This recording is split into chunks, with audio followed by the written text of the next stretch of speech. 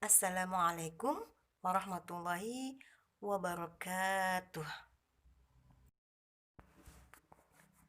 Oke, sebelum kita masuk kepada materi pembelajaran kita kali ini, ada baiknya kita singgung sedikit tentang garam. Nah, semua sudah tahu bahwa garam dalam kehidupan sehari-hari selalu kita gunakan dan bahkan selalu kita konsumsi sebagai penambah rasa pada makanan yang kita makan. Tentu tidak dapat kita bayangkan apa rasanya makanan tersebut jika tidak ada garam.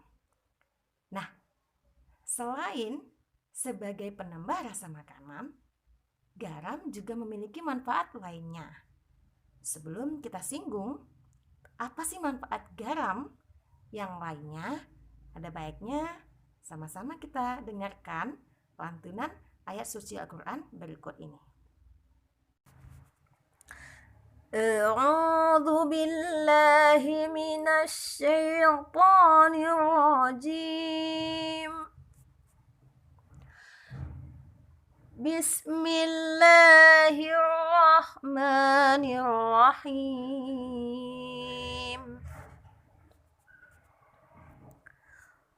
Wa ma khalaqna as-samaa'a wal arda wa ma bainahuma batila.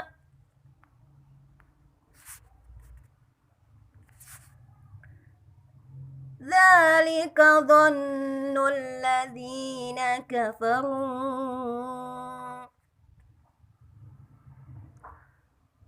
Fawailul lilladzina kafaru minan nar. Dari ayat suci Al-Quran yang dibacakan barusan, dikatakan bahwa Allah Subhanahu wa Ta'ala telah menciptakan apa yang ada di antara langit dan bumi itu tidak dengan sia-sia, pasti ada manfaatnya. Salah satu contohnya adalah garam. Nah, tidak hanya sebagai penambah rasa makanan, ternyata orang-orang di Eropa menggunakan garam untuk mencairkan salju. Tentu timbul pertanyaan yang menarik, bukan? Kenapa garam bisa mencairkan salju? Pada saat garam ditaburkan di jalanan yang bersalju, maka titik beku salju akan menjadi lebih kecil atau menurun. Hal inilah yang menyebabkan salju tersebut mencair.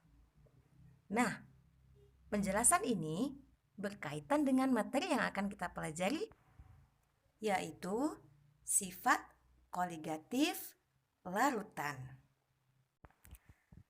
Kita tahu bahwa air mendidih pada suhu 100 derajat Celcius dan membeku pada 0 derajat Celcius. Lalu, apa yang akan terjadi jika ke dalam air kita tambahkan suatu zat terlarut? Tentulah titik beku air dan titik didih air akan berubah. Titik didih air jika di dalamnya ada zat terlarut akan lebih tinggi dibanding air murni. Dan titik beku air yang di dalamnya ada suatu zat terlarut akan lebih rendah dibanding dengan air murni. Hal ini dikarenakan ketika di dalam air ditambahkan suatu zat terlarut. Kita contohkan saja gula seperti yang ada di dalam video. Maka zat terlarut atau gula tersebut akan berinteraksi dengan molekul air. Nah, interaksi yang terjadi antara gula dan molekul air yang menyebabkan terjadinya kenaikan titik didih.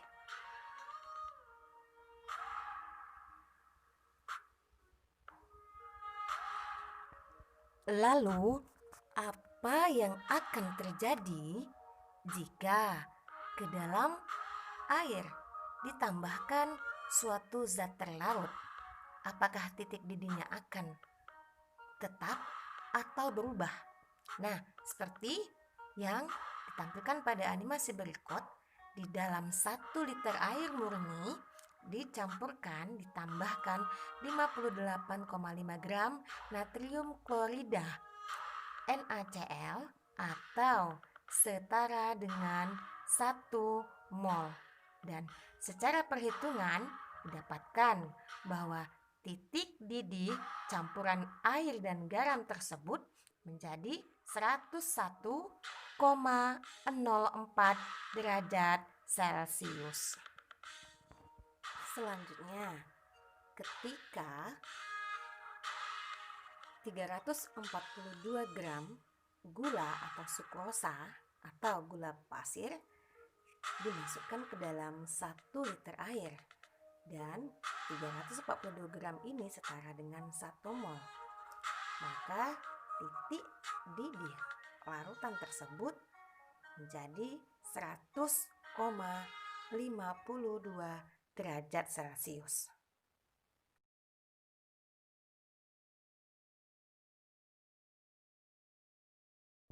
Secara mendetail akan kita bahas seperti berikut ini.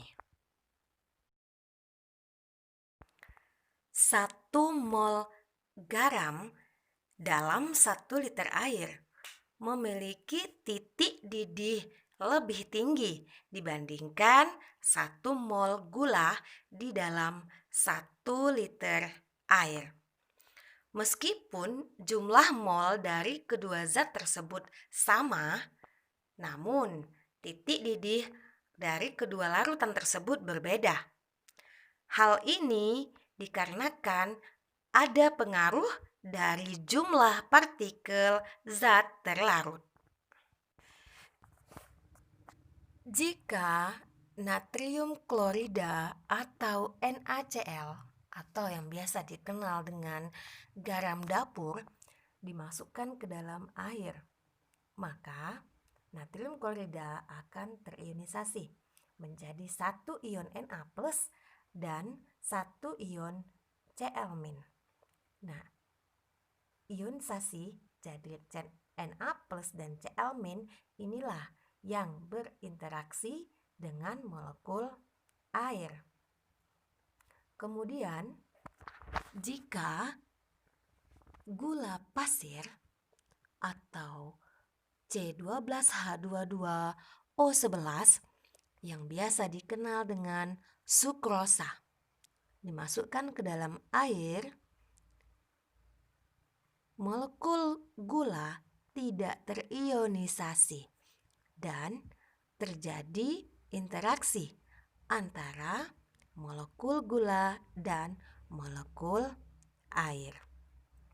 Nah, karena pada garam dapur atau NaCl terjadi ionisasi, hal inilah yang menyebabkan garam dapur, larutan garam dapur memiliki titik didih yang lebih tinggi dibandingkan dengan larutan gula, meskipun kedua larutan tersebut berada dalam konsentrasi yang sama.